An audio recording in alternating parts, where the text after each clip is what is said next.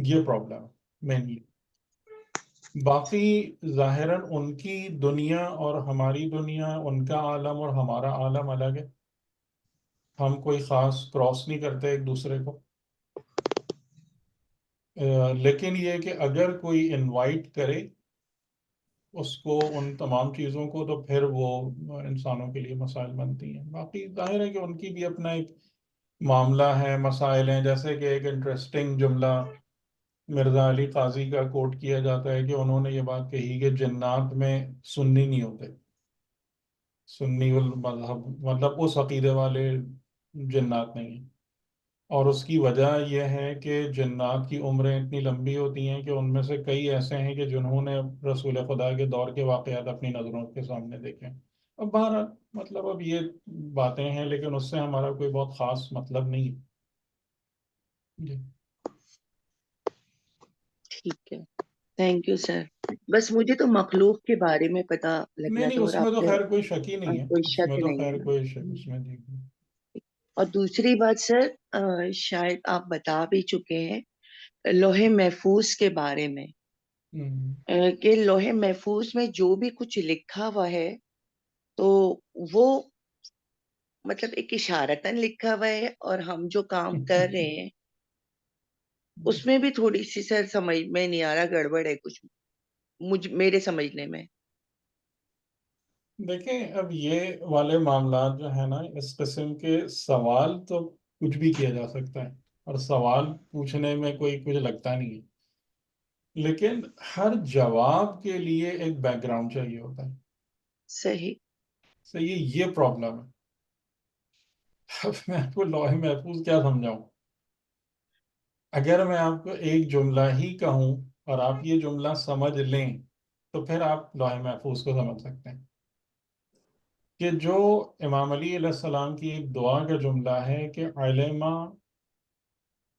قبل ما یکون، علم ما کان قبل ان یکون، کہ خدا اس کا علم رکھتا ہے کہ جو ہونے والا ہے قبل اس کے کہ وہ اس کے وجود بھی ہو، اس کی کونیت بھی ہو، یعنی اس کے لیے اسباب اور وسائل کی فراہمی بھی ابھی نہیں آئی ہے، لیکن خدا اس بات کا علم رکھتا ہے کہ یہ چیز ہوگی اور کیسے ہوگی. اب یہ بہت مشکل جملہ ہے، دعائے صباح کا جملہ ہے، میں جی ایگزیکٹلی جی نہیں بالکل. ریکال کر پایا، لیکن یہ دعائے صباح کا جملہ ہے. جی جی بالکل. ٹھیک ہے، تو اب لوح سمجھ محفوظ آتا کا ہے. تعلق اس علم سے ہے. صحیح صحیح. یعنی ہمارا جو علم ہے، ہم ہر علم کو پتہ ہے کیا سمجھتے ہیں کہ جیسے دیکھیں ابھی کل کیا ہونے والا ہے، میں اس بارے میں ابھی لا علم ہوں، مجھے نہیں پتا.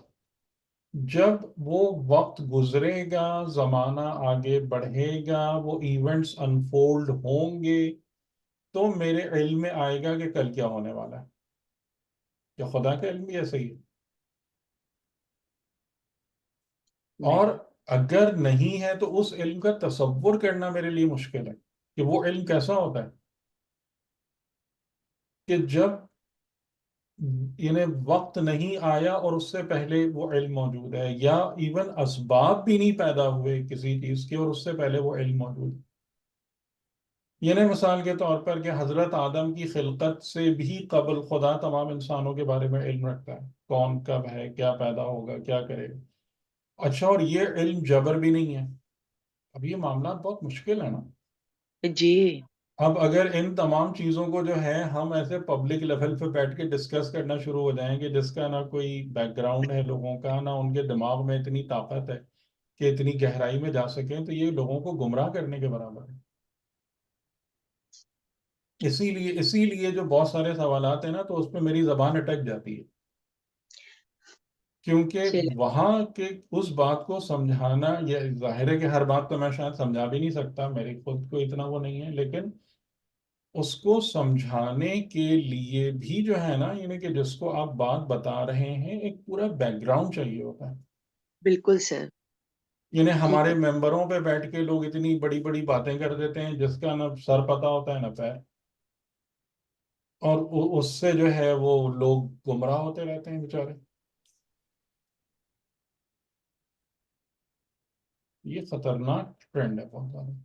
اور اس قسم کی گفتگو دیکھیں، ہماری جو ذمہ داری ہے، ہماری ذمہ داری اس زندگی میں مین ہے اپنی حقیقت کو پہچاننے کی کوشش کرنا، اپنے رب خالق الہ کو پہچاننے کی کوشش کرنا، اس ریلیشن شپ کو جاننا کہ جو میرے اور اس کے درمیان ہے، اور پھر اس کا عبد بننا اور اس کے تقاضوں کو پورا کرنا. میں اور آپ یہاں مینلی اس کام کے لیے ہیں. اسی کام کو مجھے انجام دینا ہے بہتر یہ طریقے اصل ہے. سے بس. تو یہی یہ کوئی نہیں کرتا. یہی جو آپ کی اصل ذمہ داری ہے وہ بیک برنر پر ہے، اور باقی ہر چیز میں ہم گھل جاتے ہیں. یعنی ہم جو ہیں معصومین کی پرسنل لائف کھنگال رہے ہوتے ہیں. بھائی آپ کو کیا مطلب ہے اس سے؟ آپ مجھے بتائیں کوئی مطلب ہے؟ خدا نے کسی پیغمبر کی پرسنل لائف ڈسکس کی ہے نہیں. کہ وہ اپنے گھر میں کیا کرتے تھے، بیوی بچوں کے ساتھ کیسے رہتے تھے، کتنی شادیاں کیں، کس شہر میں تھے؟ ہے ہی کوئی انفارمیشن قرآن میں پیغمبروں کے بارے میں؟ نہیں. لیکن ہم ائمہ کے بارے میں ہم اسی میں گھسے رہتے ہیں، بجائے اس کے کہ جو کچھ بھی ان کے آثار ہمارے پاس موجود ہے اس کو دیکھ، اس کی خبر نہیں ہے کسی کو. یعنی جیسے میں بہت ساری باتیں جو ائمہ علیہ السلام کے بتا رہا ہوتا ہوں، لوگوں نے نام تک نہیں سنا ہوتا ان، یعنی ان احادیث کا یا ان مکتوبات کا یا ان چیزوں کا یا ان کتابوں کا ایون. سر لیکن آئمہ طاہرین کی لائف ہمارے لیے رول ماڈل تو ہونی چاہیے نا، کہ جیسے انہوں نے اپنی زندگی گزاری ہم بھی ویسی کوشش کریں کہ تو ہم بھی جو کچھ اس وہ مطابق. بالکل، لیکن وہ زندگی کون سی ہے؟ وہ زندگی وہ ہے کہ جو انہوں نے خدا کے حوالے سے اور ہدایت کے حوالے سے وہ زندگی گزاری، وہ زندگی مطلب رول جیسے ماڈل ہے نا. انہوں نے جیسے انہوں نے اپنے مطلب گھر والوں کے ساتھ جس طرح سلوک رکھا ہمیں بھی اس طرح تو کا وہ انہوں نے کرنا وہ انہوں چاہیے. نے وہ انہوں نے بتا دیا نا کہ کیا سلوک ہے. ہاں. اس کے لیے آپ کو پرسنل لائف میں گھسنے کی کیا ضرورت ہے؟ حدیث یعنی کے ساتھ یعنی واضح ہے. یعنی یعنی کہ آپ جیسے مثال کے طور پر ہم جناب سیدہ کے حوالے سے، یعنی اب آپ لوگ مجھے بتائیں، مجھے تو یہ بات بہت بری لگتی ہے کہ جی. کیا جناب سیدہ نعوذ باللہ کوئی، مطلب کیا کوئی ایسی شخصیت ہے کہ جس پہ ہر مرد ہر ذاکر جو ہے بیٹھ کے اتنی تقریریں کرے؟ اور یعنی میرے گھر کی کوئی خاتون ہے، میری وائف ہے، میری ماں ہے، کیا میں اس بات کو پسند کروں گا کہ غیر مرد ممبر پہ بیٹھ کے ان کی باتیں کریں اور ان کے ذاتی زندگی کے بارے میں تبصرے کریں؟ وہ مقدس ہوں یا غیر مقدس ہوں، یہ تو بات کی بات ہے. ہاں. میں تو گریبان پکڑ لوں گا جا کے کہ میری ماں اور بہن کو تم نے نام کیسے لیا؟ لیکن یہاں کوئی احساس ہی نہیں ہے کسی چیز کا. تو مجھے تو یہ سب باتیں بہت عجیب لگتی ہیں. اور جو قرآن کریم میں خدا نے انبیاء کے بارے میں تفصیل سے بیان کیا ہے، تفصیل سے بیان ہے، جو ابھی ہم بھی پڑھ رہے ہیں، لیکن وہ تمام بیانات وہ ہیں کہ ٹھیک ہے ان کی لائف کے اندر وہ تمام چیزیں جو تمہارے لیے رول ماڈل والی بات بنتی ہے، جن کی تم اتباع کرو، پیروی کرو، وہ سب بیان کی ہے. ان کی تاریخ، جغرافیہ، گھر کے اندر، گھر کے باہر، یہ سب تو کچھ بھی نہیں ہے، کیونکہ اس سے ہمارا مطلب ہی نہیں ہے.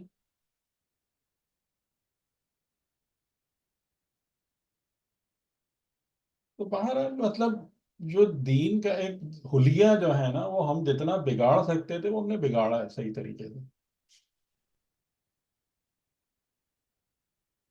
اور اس پر جو سب سے مطلب عجیب بات ہے کہ ہمیں اس پر فخر بھی ہے اپنے ان سارے کاموں پر.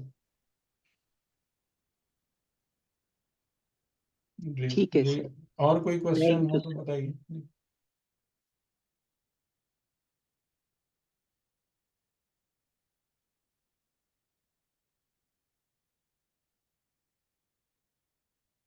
جی آج کون ہے ایڈمن؟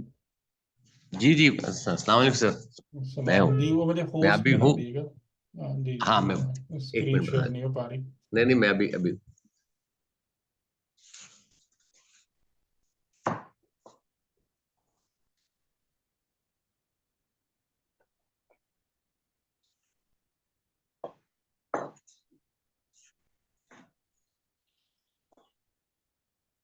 سر آپ کو ہوسٹ بنا دی. جی شکریہ. اچھا، تو ہم حضرت موسیٰ علیہ السلام پہ بات کر رہے تھے اور جی حضرت موسیٰ جی علیہ السلام ہم جی جی اور ہم نے آ کے کو ایک منٹ پر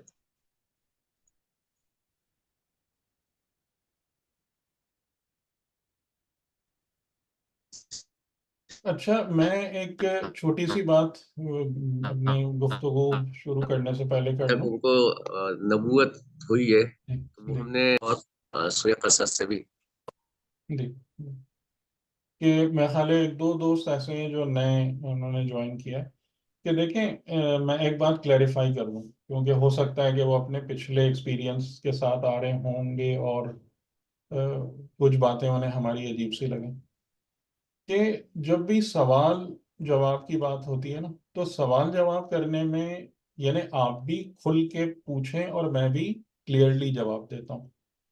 ٹھیک ہے، یعنی کہ میں بھی میرا خیال ہے کہ مجھے نام نہیں یاد آ رہا جو ایک انجینئر صاحب جنہوں نے پچھلی دفعہ جوائن کیا تھا، شاید آج بھی جی انہوں نے پوچھا تھا. عامر جی بھائی ہیں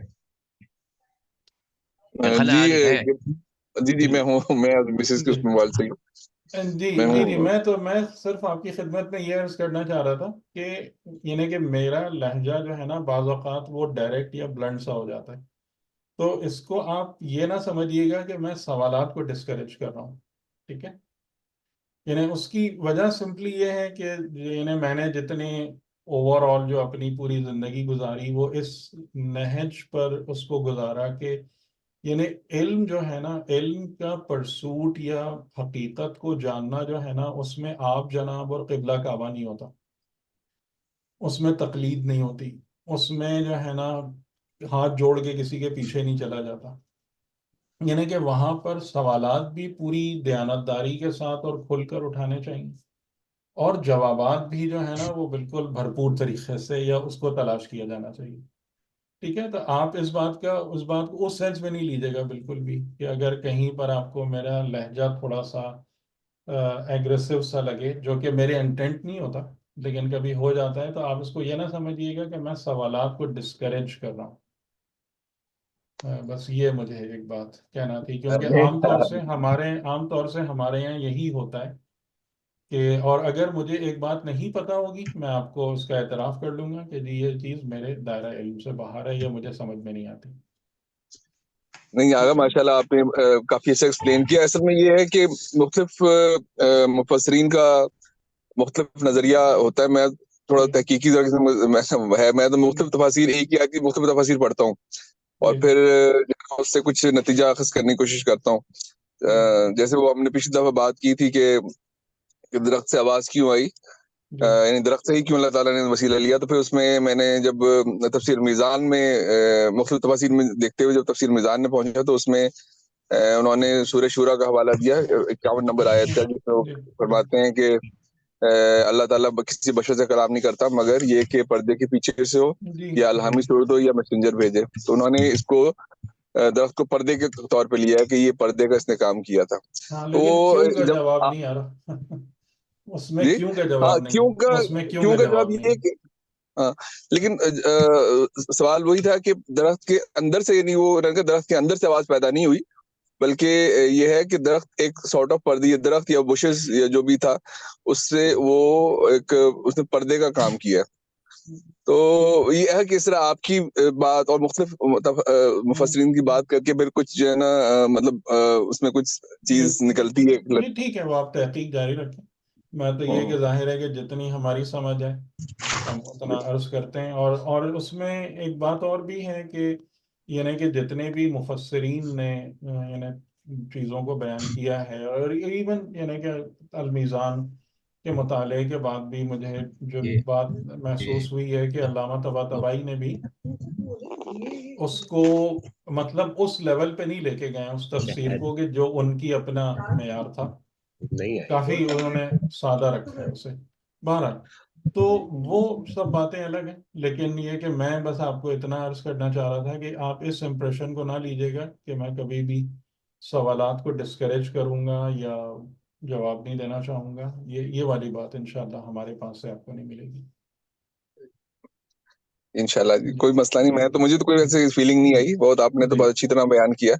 ہاں تو بس میں اس کو کلیریفائی کر دوں نا، کیونکہ ظاہر ہے کہ لوگ جو ایکسپیرینس لے کر آ رہے ہوتے ہیں تو وہ ایکسپیرینس عام طور سے یہی ہوتا ہے کہ سوالات ڈسکریج کیے جاتے ہیں، اسپیشلی کہ جہاں پر آپ کسی ٹائٹ کارنر میں انٹر ہو جاتے ہیں تو اور جیسا میں نے آپ کی خدمت میں یہ بھی عرض کیا کہ بہت سارے سوالات ایسے ہیں کہ جن کا جواب دینا بہت مشکل ہوتا ہے، کیونکہ اس کے لیے پھر جتنی ذہنی گہرائی اور دقت چاہیے ہوتی ہے وہ عام طور سے نہیں ہوتی، یعنی کہ وہ اس سوال کا جواب دینا حقیقتاً پوچھنے والے پر ظلم کے برابر ہوتا ہے۔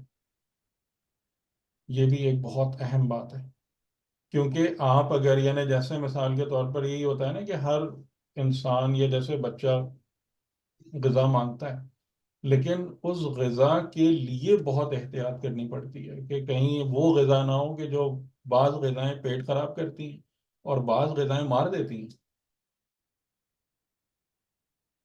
ان سب باتوں کا بھی بہت دھیان رکھنے کی ضرورت پڑتی ہے۔ بہرحال انشاءاللہ تو ہم یہاں تک آئے تھے، اور اس میں وہی جو اگر شجر والی بات تھی تو اس میں ایک چیز جو ہے وہ ذہن میں آپ لوگوں کے تازہ واضح رہنا چاہیے کہ وہ جو بھی تھا، مطلب جو ایک میڈیم تھا کہ جو وسیلہ بن رہا تھا کلام خدا کے حضرت موسیٰ علیہ السلام تک پہنچانے کا، لیکن اس میڈیم کا کوئی اوریجنل یا سسٹینیبل رول نہیں تھا۔ یعنی جیسے سورہ طٰہٰ کے اندر آپ اگر دیکھیں تو یہاں پر جتنی بھی گفتگو ہے وَلَمَّا أَتَاهَا نُودِيَ، یعنی ہم نے ندا دی اے موسیٰ، اور اس کے بعد یہ آیت جس کی طرف ہم نے آپ کو خاص طور سے توجہ دلائی تھی، یہ فقرہ کہ انی انا ربک، کہ بے شک میں تیرا رب ہوں۔ اب یہاں پر آپ اس کو طرز تخاطب کو دیکھیں، انا یعنی می، میں، آئی، ربو کا تیرا رب۔ اب یہاں پر بیچ میں کوئی وسیلہ آپ کو نظر آ رہا ہے؟ جی بتائیں۔ جی نہیں، اس میں تو نہیں، یہ تو ڈائریکٹ کلام ہو رہا ہے۔ کوئی وسیلہ نہیں ہے نا؟ ہاں جی ڈائریکٹ کلام ہو رہا ہے۔ ہاں جیسے شہزاد بھائی کوئی وسیلہ نہیں ہے، انا ربو کا، تو وہ چیز ختم ہو گئی۔ ٹھیک ہے کہ اگر وہ جو بیچ میں پردہ تھا، حجاب تھا، اور اس میں ایک خاص بات یہ بھی ہوتی ہے کہ یعنی کہ ان حجابات یا ان چیزوں کو کیوں بیچ میں رکھا جاتا ہے، کہ جس کے بارے میں میرا پرسنل بلیف یہ ہے کہ ہم اگر اس تمام چیزوں کو یعنی شجر کو اور اس بقع مبارکہ کو یا نار کو پیورلی میٹیریل یا فزیکل سینس میں لیں گے کہ جو ہمارا ایکسپیرینس ہے نار کا یا شجر کا، تو ہم ایک بہت بڑی غلطی کریں گے۔ ٹھیک ہے، یہ بات آپ کو تفسیروں میں نہیں ملے گی، لیکن یہ میرا پرسنل بلیف ہے آن مینی مینی ریزنس، کہ جو چیز خدا کی طرف سے آ رہی ہوتی ہے وہ ایسی نہیں ہوتی کہ جو یعنی کہ جس کو ہم بالکل اپنے ظاہری تجربات میں لا کے بند کر دیں۔ ٹھیک ہے، تو یہاں پر اور پھر اس کے بعد جب خدا کی طرف سے توحید کی تعلیم دی گئی تو اننی انا اللہ، یہ بہت بڑا اعزاز ہے حضرت موسیٰ علیہ السلام کے لیے کہ بے شک میں ہوں اللہ، میں ہوں اللہ، کہ میرے سوا کوئی الہ نہیں ہے، فاعبدنی، پس میری بندگی کرو، میری عبادت کرو، صلاۃ کو قائم کرو میری یاد کے لیے، اور پھر آخرت اور قیامت کے جو آپ کے بلیف سسٹمز کے پلرز ہیں۔ آپ کا جو بلیف سسٹم ہے وہ اور یہ پورا کا پورا جو نقشہ ہے نا، یہ سورہ حمد کے اندر موجود ہے کہ توحید کے ساتھ کنیکشن، کیونکہ توحید پر ایمان اور یقین آپ کو فقط فائدہ نہیں دیتا، یعنی آپ بسم اللہ الرحمن الرحیم سے لے کے مالک یوم الدین تک آ گئے، آپ نے توحید اور مبدا اور معاد سب جان لیا، معرفت آپ کی پوری ہو گئی، لیکن اگر آپ کے پاس ایاک نعبد و ایاک نستعین نہیں ہے تو وہ پہلی والی باتیں آپ کو فائدہ نہیں دیں گی۔ جو بسم اللہ الرحمن الرحیم سے لے کر مالک یوم الدین تک جو معرفت اور حقائق آپ کے سامنے اوپن ہوئے، روشن ہوئے، تو وہ ان حقائق کی معرفت کا فائدہ ایاک نعبد و ایاک نستعین سے، اور وہ یہاں پر وہ بات کیسے آج سمجھ میں آ رہی ہے؟ اقیم الصلاۃ اقیم الصلاۃ لذکری، کہ وہ چیز اقامہ صلاۃ ہے. ٹھیک ہے، تو یہ دین کی بنیاد جو خدا نے خود حضرت موسیٰ کو تعلیم دی. اچھا، اب اس کے بعد یہ ہم وہاں پڑھ چکے ہیں سورہ قصص میں پچھلی دفعہ کہ اس کے بعد خدا کی طرف سے ان سے پوچھا گیا، ایک سوال ہوا کہ تمہارے داہنے ہاتھ میں کیا ہے، بیمینہ کا، اور انہوں نے کہا ہیا عصایا، یہ میرا عصا ہے، اتوکئ علیہا، میں اس پر تکیہ کرتا ہوں، یعنی سہارا لیتا ہوں اس کا، اخش بہا علی غنمی، اور جو میرے غنم یعنی میرے جو سرمایہ ہے، میری بھیڑیں بکریاں، ان کے لیے میں اس سے پتے جھاڑتا ہوں. وَلِيَ فِيهَا مَآرِبُ أُخْرَى، وَلِيَ، اور میرے لیے، فیہا اس میں، یعنی اس عصا میں، اس لکڑی میں، مآرب اخرى، اور اس کے علاوہ بھی میرے لیے اور فوائد یا استعمال والی چیزیں ہیں. تو یعنی حضرت موسیٰ علیہ السلام نے اچھا ایک تفصیلی جواب دیا، اچھے سے ایکسپلین کیا، اور جس سے پتہ چل رہا تھا کہ ان کے لیے اس عصا کی ایک اہمیت ہے اور ایک افادیت ہے. اچھا، اب یہاں پر ہی جو ایک چیز آتی ہے نا ہمارے سامنے، وہ بہت انلائٹننگ ایسپیکٹس ہیں سارے، کہ خدا کی طرف سے حضرت موسیٰ کے اس تمام کلمات کے جواب میں ایک ورڈ بھی یس، نو، افرمیشن، کنفرمیشن کچھ بھی نہیں ہے. کیا جواب ہے؟ قال القھا یا موسیٰ، کہ ٹھیک ہے، ہم نے آپ کی بات سن لی کہ آپ اس سے یہ بھی کرتے ہیں، وہ بھی کرتے ہیں، وہ بھی کرتے ہیں، آپ کے لیے تمام فوائد ہیں، بہت سارے فوائد ہیں، لیکن آپ کیا کیجئے، اس کو ڈال دیجئے، اس کو اپنے سے جدا کر دیجئے، اس کو زمین پر رکھ دیں. ٹھیک ہے، یہ بہت مزیدار سینٹنس ہے، القھا یا موسیٰ. تو اسی طریقے سے یعنی کہ ہمارے ساتھ بھی یہی ہوتا ہے کہ ہم نے اپنی زندگیوں کے اندر جو کچھ چیزیں بنائی بھی ہوتی ہیں، تو ان کے بارے میں ہمارا رویہ بھی یہی ہوتا ہے، یہ میرا مال ہے، یہ میری اولاد ہے، اس کے پیچھے میری اتنی محنت ہے، یہ میرا کیریئر تھا، یہ میں نے علم حاصل کیا تھا، یعنی میں اپنے طور سے ایسے بہت سارے سرمائے اور اچیومنٹس اور وہ سب لے کے بیٹھا ہوتا ہوں، اور میں ان تمام چیزوں کو خدا کی بارگاہ میں لے کے جاتا ہوں اس ایکسپیکٹیشن میں کہ جی اس سب پہ ملے گی شاباش، کہ بہت اچھا کام کر کے آئے. اور خدا کی طرف سے خالی ایک ہی جواب آتا ہے کہ اس کو ڈال دو میرے سامنے. کیوں ڈال دو؟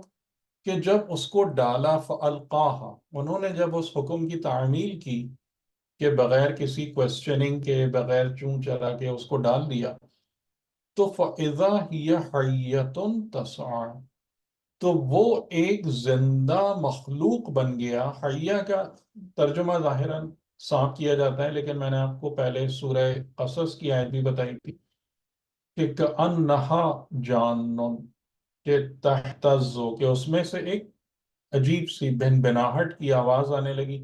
یعنی جیسے اگر میں اپنی ماڈرن لینگویج میں کہوں کہ آپ اگر ایک کوئی الیکٹریکل جو سسٹم ہوتا ہے، جیسے ٹرانسمیٹر ہوتا ہے یا ایسی چیزیں ہوتی ہیں، تو اس میں ایک ہمنگ ساؤنڈ آتی ہے، بنانے کی سی ہلکی سی، تو وہ تہتزو اس طرف جا رہا تھا. تو بہرحال یعنی کہ یہاں بھی اگر آپ ان تمام چیزوں کو غور کریں تو اس کا یہ مطلب فقط نکال لینا کہ لکڑی سانپ بن گئی، یہ بھی شاید بہت زیادہ درست مطلب نہ ہو. وہ سانپ بنی تھی، کب بنی تھی؟ جادوگروں کے سامنے. لیکن ہر جگہ یہ نہیں ہے کہ وہ لکڑی جو تھی وہ سانپ میں کنورٹ ہو رہی تھی، ہر جگہ ایسا نہیں تھا. تو فَإِذَا هِيَ حَيَّةٌ تَسْعَىٰ، کہ وہ دوڑتا ہوا، آگے بڑھتا ہوا، ایک حیتن کا. اور حیہ کا جو میننگ ہے، آپ میں سے کسی کو یاد ہے حیتن کے میننگ؟ میں نے آپ کو بتائے تھے، حیا کے میننگ بتائے تھے. جی جی سر، یاد ہے، آپ نے جی، بتایا تھا کہ سمٹ کے چلنا، سمٹنا اور سکڑنا. سمٹ پڑنا. جی جی سمٹنا اور سکڑنا. تو سانپ کو حیتن کیوں کہتے ہیں؟ اس لیے کہ وہ پہلے اپنے جسم کو سمیٹتا ہے پھر پھیلاتا ہے، اس طریقے سے وہ چلتا ہے. ٹھیک. تو حیتن تسعى کہ وہ مطلب اس طریقے سے ایک ایسی بڑھنے والی چیز جو دوڑ رہی تھی وہ بن گیا. وہ اس کے اندر یعنی وہ جو مردہ لکڑی تھی وہ کیا ہو گئی؟ زندہ ہو گئی. یعنی مین جو آپ کا اس کا مورل ہے اس کا، وہ زندہ ہو گئی. اس میں خدا نے زندگی ڈال دی، زندگی کی حقیقت یعنی روح آ گئی اس لکڑی کے اندر، اور وہ اپنے آپ کو اس طریقے سے اس نے اپنے آپ کو ظاہر کیا. تو خدا کی طرف سے ہمارے لیے بھی پیغام کیا ہے کہ یہ اپنے پاس بیٹھ کے نا یہ سب جمع کرتے رہتے ہو نا، یہ سب کیا، یہ ڈیڈ ہے. وما عندکم ینفد. یہ آیت آپ میں سے یاد ہے کسی کو؟ کس سورے کی ہے؟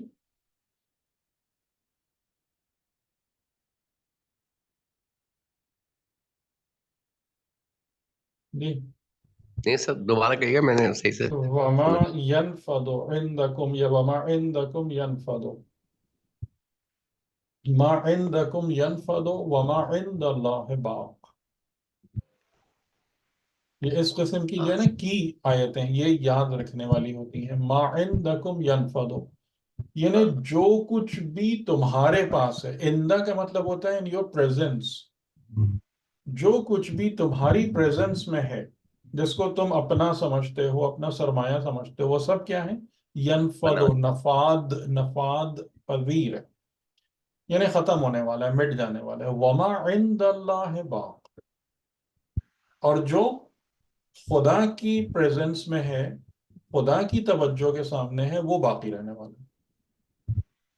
ٹھیک. تو یہ پیغام جو ہے نا یعنی کہ عصا کو زمین پر ڈال دینے والا پیغام، یہ خالی حضرت موسیٰ کے لیے نہیں، یہ ہم سب کے لیے،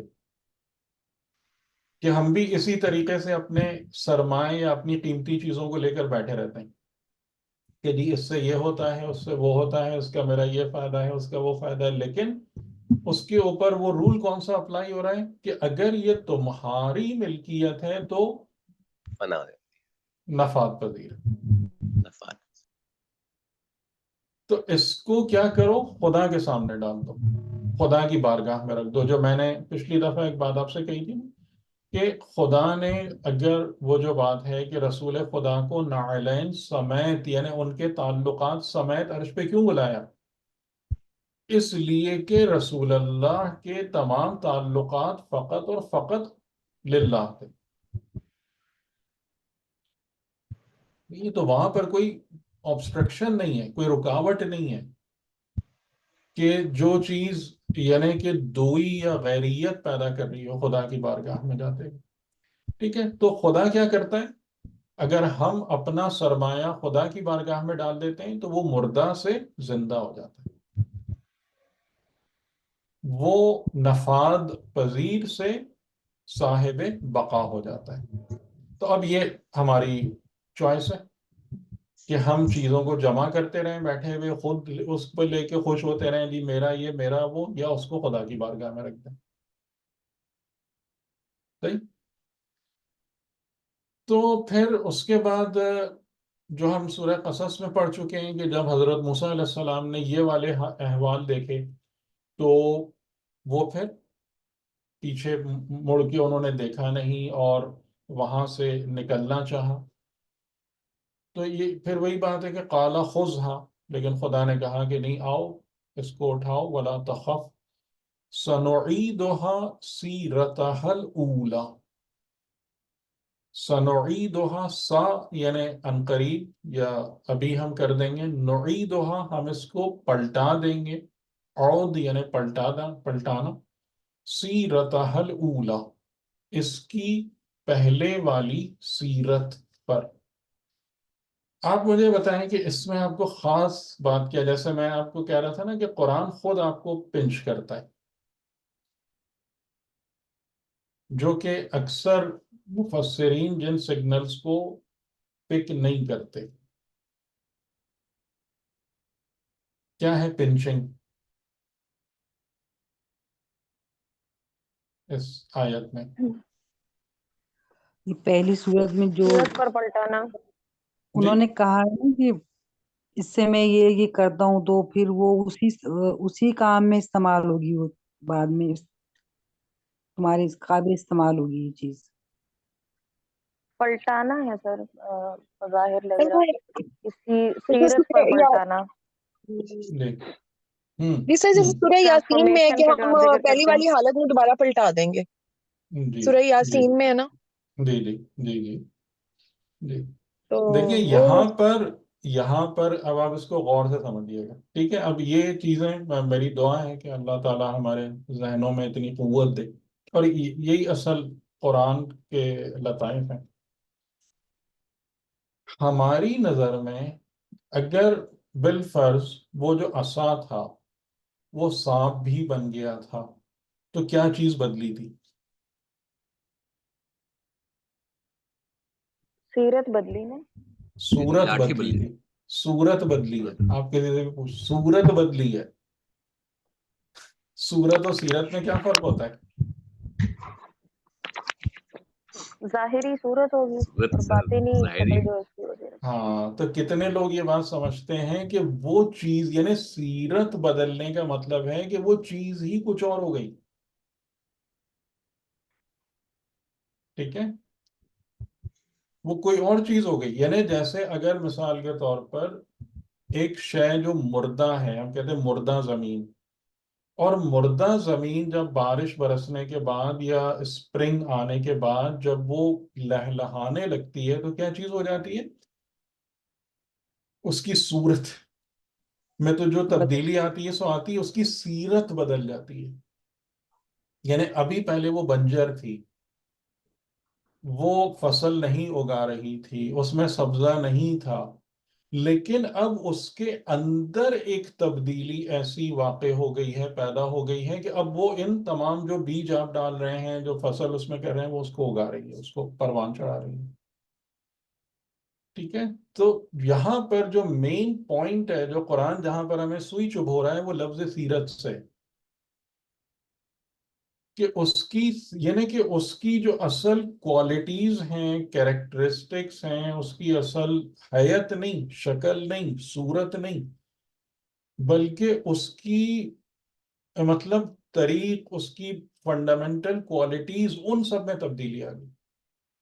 یعنی ایک شخص اگر بری صحبت میں بیٹھتا ہے، آپ برے اس کو کام کرتے دیکھ رہے ہیں، اور ایک ہفتے بعد آپ دیکھیں کہ وہ نیک ہے، مسجد آ رہا ہے، نماز پڑھ رہا ہے، اس کی زبان سے جو برے الفاظ نکل رہے تھے وہ نہیں ہے، تو کیا بدلا؟ صورت بدلی.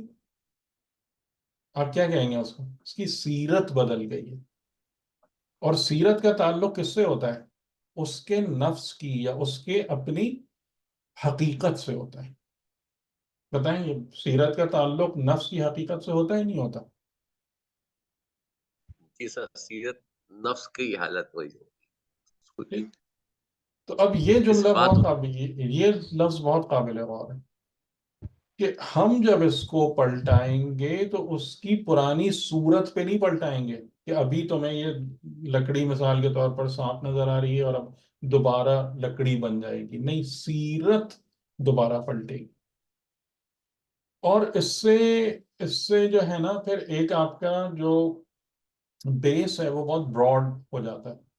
یعنی مثال کے طور پر کہ آپ کے ہاتھ میں اگر کوئی بھی الیکٹرانک ڈیوائس ہوتی ہے یا کوئی چیز ہوتی ہے، اس کی بھی ایک خاص سیرت ہے. خاص سیرت کا مطلب کیا ہوا کہ اس کے اندر کچھ خاص کوالٹیز ہوتی ہیں، کوئی خاص کیریکٹرسٹکس ہوتی ہیں. اور وہ جب چیز زندہ ہوتی ہے تو آپ اس بات کو دیکھیں گے کہ وہ اپنی سیرت کی بنا پر فقط ایک کام نہیں کرتا، بہت سارے کام کرنے کے قابل ہو جاتا ہے. بات سمجھ میں آ رہی؟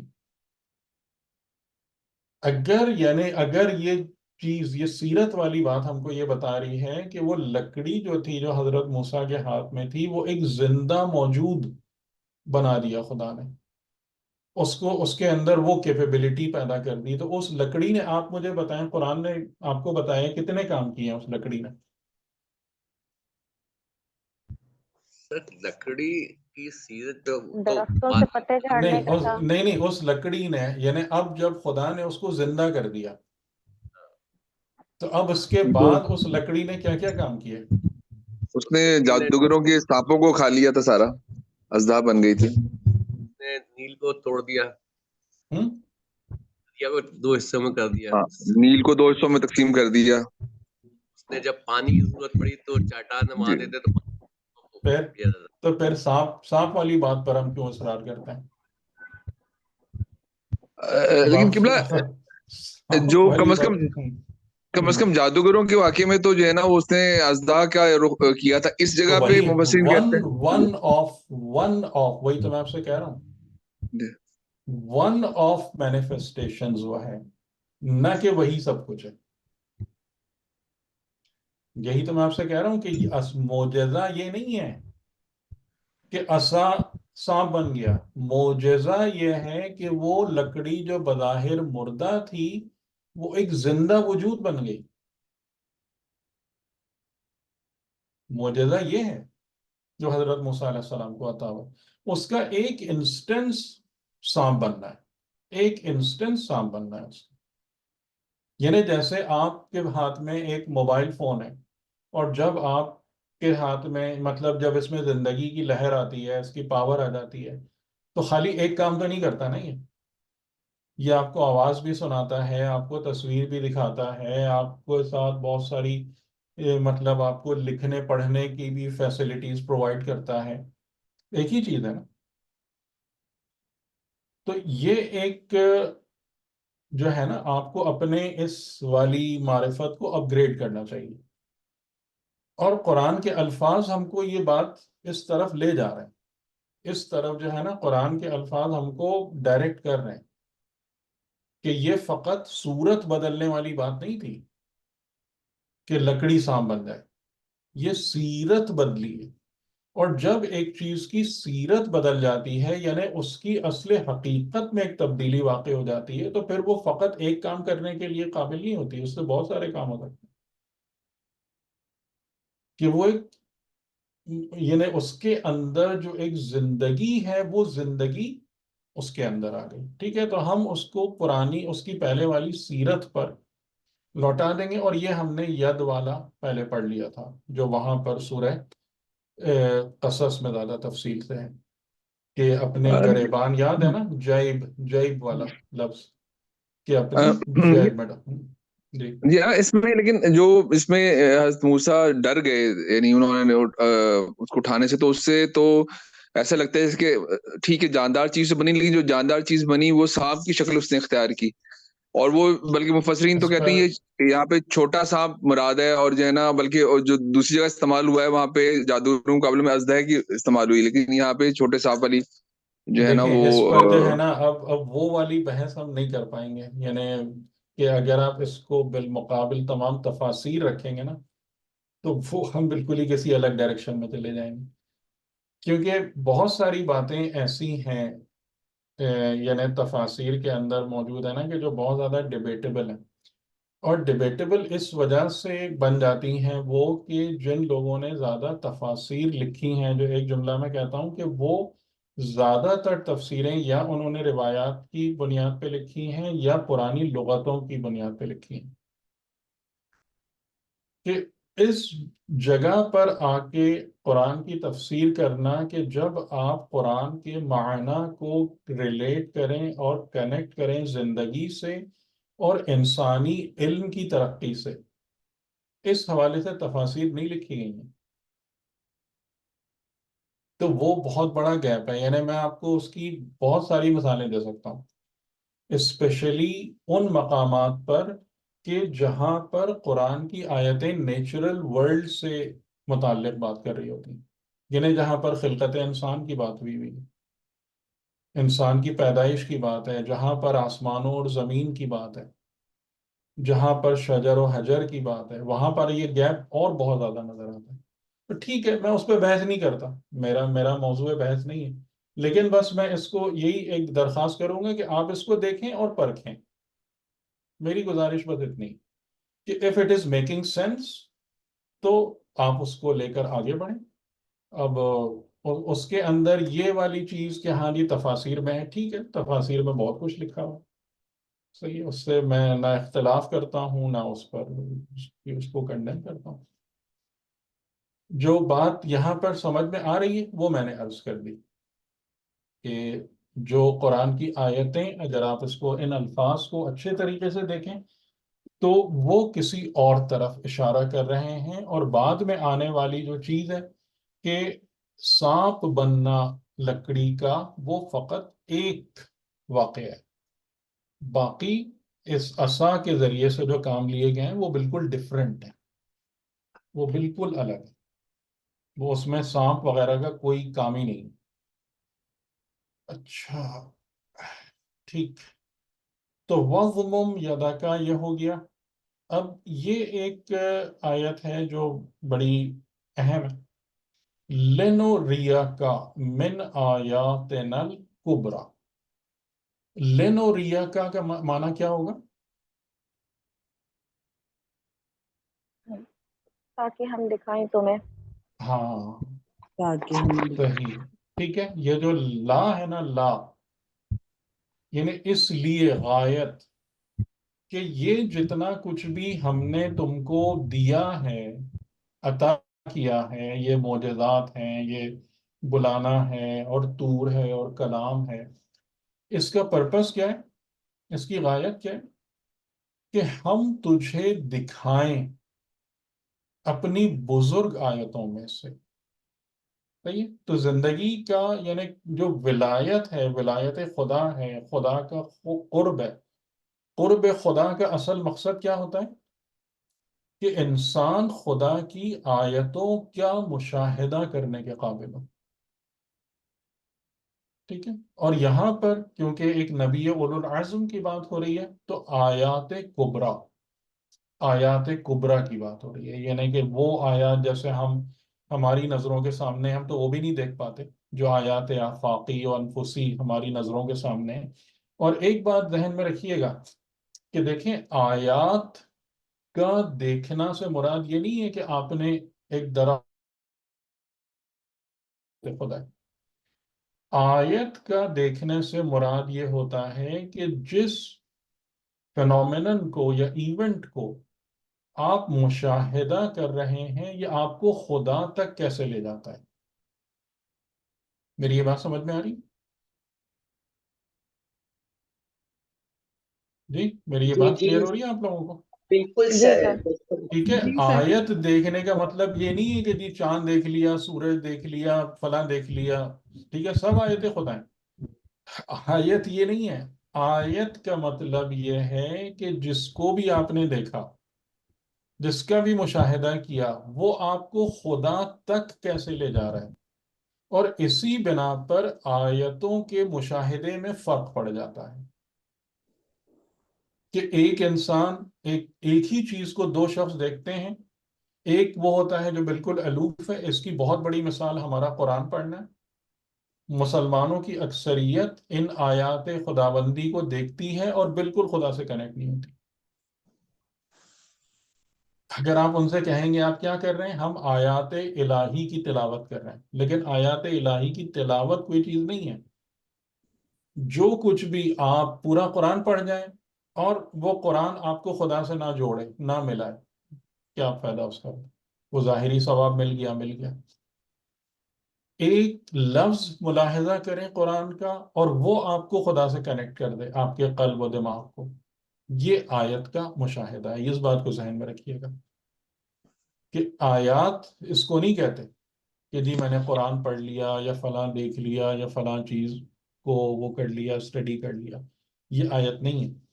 آیت یعنی وہ چیز آپ کو خدا تک، جیسے امام علی علیہ السلام کا جملہ کہ میں نے کسی شے کو نہیں دیکھا مگر اس کی معیت میں اور اس کے قبل خدا کو دیکھا. یہ آیتوں کا مشاہدہ کرنے والوں کی یہ علامت اور یہ نشانی ہوتی ہے. جی کچھ کہنا چاہ رہی ہیں؟ صحیح نہیں سر، صحیح ہے. جی صحیح، یہ ہے. تو آیات کبریٰ، آیات کبریٰ ہم دکھائیں تو جتنا بھی زندگی میں مقصد ہے نا، یعنی علم ہو، عمل ہو، آپ کا مجاہدہ ہو، وہ سب کا سب کس مقصد کے لیے؟ کہ اے انسان ہم تم کو علم اسماء عطا کریں، اے انسان ہم تم کو اپنی نشانیاں دکھائیں، اور تم ان نشانیوں کے مشاہدے سے ہم سے قریب ہو۔ یہ پرپز ہے۔ آپ دیکھیں گے میں نے اسی لیے آپ کو لا جو ہے نا خاص طور سے ہائی لائٹ کیا تھا کہ یہ غایت کو بیان کر رہا ہے۔ یہ جو رویت آیات الہی ہے نا، یہ اس پورا جو پیچھے کا نظام ہے اس کی غایت کو بیان کر رہا ہے، کہ پرپز ہی یہی ہے۔ آپ لوگوں کو یاد ہوگا، اور یہ انشاءاللہ آپ کے زیر نظر ہوگا کہ جیسے اب یہ جو واقعات قرآن نے بیان کیے حضرت موسیٰ علیہ السلام کے، اور یہ اس کو بہت اہمیت بھی دی گئی۔ میں نے آپ کو بتایا تھا کہ ائمہ علیہ السلام کی ایک دعا ہے جس میں حضرت موسیٰ کے طور پر جانے کو اور خدا سے کلام کو کم از کم 3 مرتبہ ریپیٹ کیا گیا ہے، اس کی اہمیت کو۔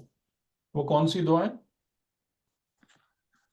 سماعت، دعائے سماعت۔ دعائے سماعت، جی ٹھیک ہے۔ تو یہ کوئی معمولی واقعہ نہیں ہے، یہ کوئی معمولی بات نہیں ہے جو یہ بیان کی گئی ہے۔ یہ بہت اسپیشل ایک ایونٹ ہے ایک انسانیت کے لیے، ٹھیک ہے۔ جیسے رسول خدا کی معراج ایک بہت اسپیشل ایونٹ ہے انسانیت کے لیے۔ تو معراج کی آیتوں میں بھی آپ نے غور کیا ہوگا کہ آیات کبریٰ کا ورڈ وہاں بھی آیا ہے۔ آپ میں سے کوئی دہرائے گا؟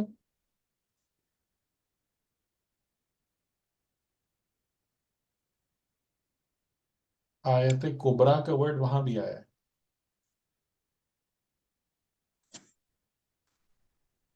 سورہ والنجم میں لقد رأى من آیات ربہ الکبریٰ، کہ یہاں پر حضرت موسیٰ علیہ السلام کے لیے جو بات ہو رہی ہے کہ تاکہ ہم تمہیں دکھائیں اپنی کبریٰ یا بزرگ آیتوں میں سے۔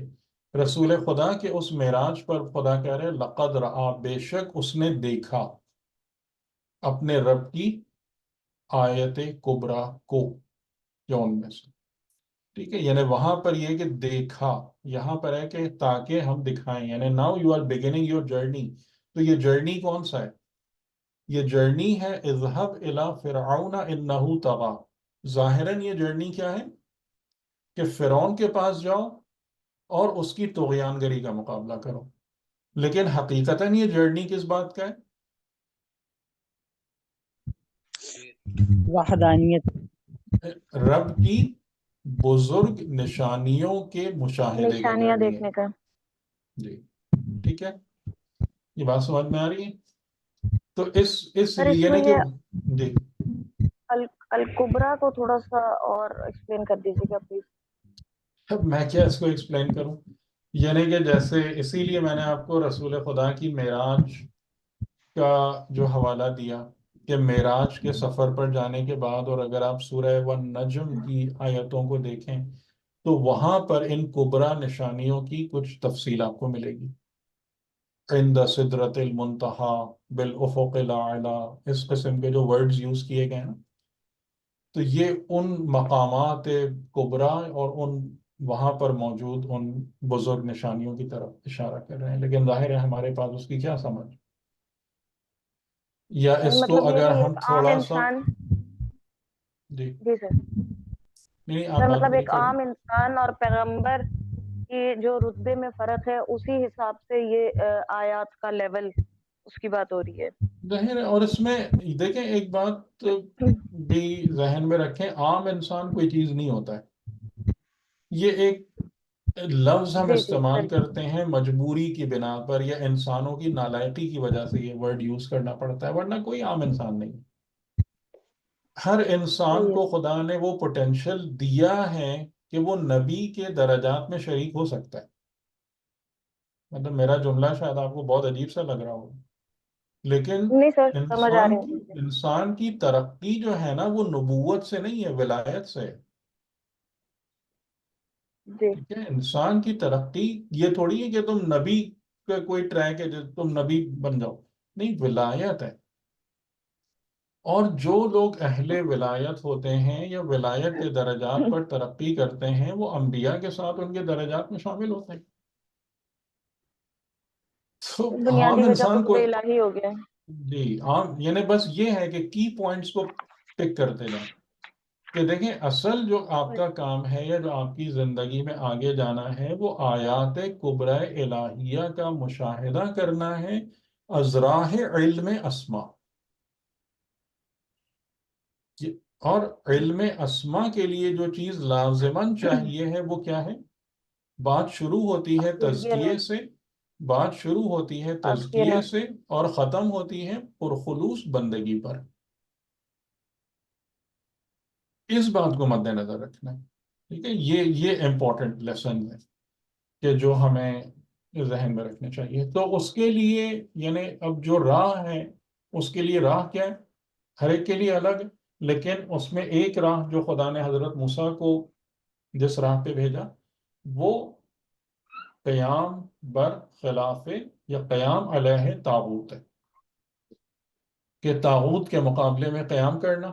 طاغا خود یہاں پر مطلب فرعون کو اسی صفت کے ساتھ بیان کیا جا رہا ہے کہ وہ کون تھا؟ طاغی تھا، طغیانگر تھا. اور طاغوت اور طاغی کی تعریف بھی آپ میں سے کسی کے ذہن میں ہوگی. سرکشی. وہ تو نہیں ہے، سر، لیکن میں نے اس کو خاص جیسے اس اس میں کو بتایا تھا. جی سر آپ نے صحیح بتایا تھا، جیسے پانی طاغی ہو جاتا ہے، اپنی لمٹ سے باہر نکل جانا، نہیں اپنی لمٹ باؤنڈری کراس کر دینا. جی، شور بہت آ رہا ہے. آواز آ رہی میری؟ جی جی، سوری لیکن میں ساتھ باہر شور. نکلا ہوا. اس کا مطلب یہ بتایا تھا کہ جو خدا کے پیرلل ایک نظام اپنا ہاں، بناتا ہے، یعنی پیرلل نہیں، ریپلیسمنٹ. مقابلے. ہاں، ریپلیسمنٹ. جی ریپلیسمنٹ جو خدا کے نظام کو اپنے من پسند نظام سے ریپلیس کرنا چاہتا ہے اور اس کی ایفرٹ کرتا ہے، وہ طاغوت ہے. یعنی جس کی مثالیں آپ کو آج کی زندگی اور آج کے دور میں نظر آتی ہیں، بلکہ ہر دور میں. اور اس کی یعنی فرعون اس کی مثال کیوں تھا کہ قرآن کریم نے کئی جگہوں پر یہ بات بتائی ہے، اور سورہ والنازعات کے اندر یہ جملہ ہے کہ وہ کہتا تھا کہ انا ربکم الاعلی، میں تمہارا سب سے بڑا رب ہوں. تو اب اس سے بڑھ کے آپ سمجھ لیجئے کہ اور کیا اس کی ایفرٹ ہوگی کہ خدا کے نظام کو ہٹا کر اپنے نظام کو وہاں پر ان پلیس لانا. تو حضرت موسیٰ کی راہ کیا بنی حکم خدا سے؟ کہ تم جاؤ اس کا مقابلہ کرو.